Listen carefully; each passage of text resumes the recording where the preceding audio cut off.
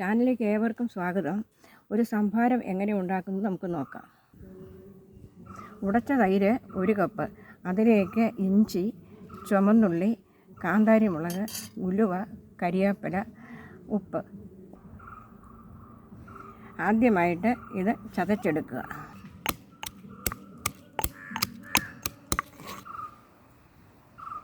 ചതച്ചെടുത്ത ചേരുവകൾ ഉടച്ചെടുത്ത തൈരിലേക്ക് ചേർക്കുക.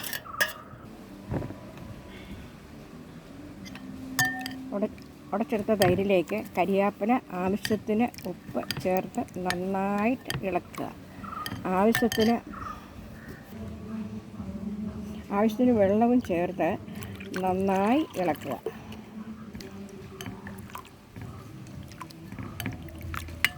സ്വാദിഷ്ടമായ സംഭാരം തയ്യാർ.